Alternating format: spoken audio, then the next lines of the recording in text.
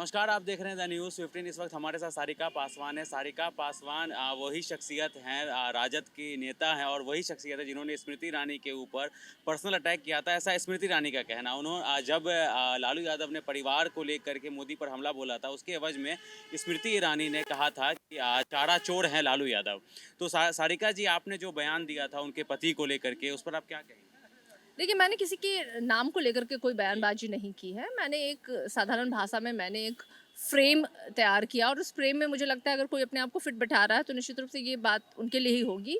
और देखिए, भाजपा जो है ना, हमेशा से ही भाषाई गरिमा को उन्होंने तार-तार किया है, चाहे सदन हो चाहे सड़क हो। आप लगातार देखिए जिस तरीके से महिलाओं के लिए वो अपशब्द इस्तेमाल करते हैं सदन के अंदर, कभी किसी को सूप न खा, तो कभी किसी को जर्सी गाय, तो कभी किसी को कांग्रेस की विधवा, तो कभी किसी को 50 करोड़ की गर्लफ्रेंड, कॉल गर्ल, ना जाने कैसे-कैसे अमर्यादित शब्दों का इस्तेमाल भारतीय जनता पार्टी के नेताओं के द्वारा होता आया है और इनके सांसदों के द्वारा महिलाओं का शोषण।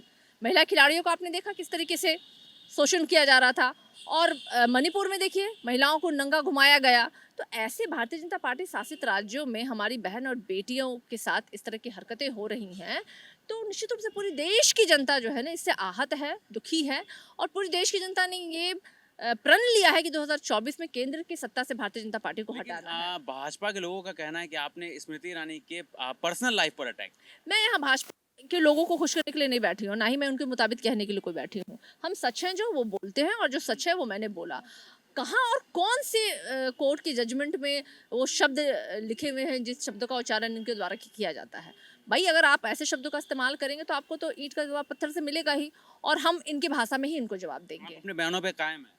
निश्चित रूप से मैं कायम हूँ, बिल्कुल कायम हूँ मैं।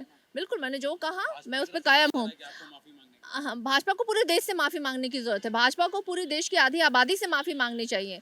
भाजपा जिस तरीके से 10 सालों में जिसने देश और महिलाओं और बेरोज़गारी और बच्चों पे जो काम किया है ना, उसके लिए भाजपा को माफ़ी माँगनी चाहिए क्योंकि आज हमारा देश जो है ना, पुनः कहीं न कहीं गुलामी की ओर अग्रसर है। तो देश से तो भाजपा को माफ़ी माँगना चाहिए क्योंकि उन्होंने ठगने का काम किया है, छल करने का काम किया है।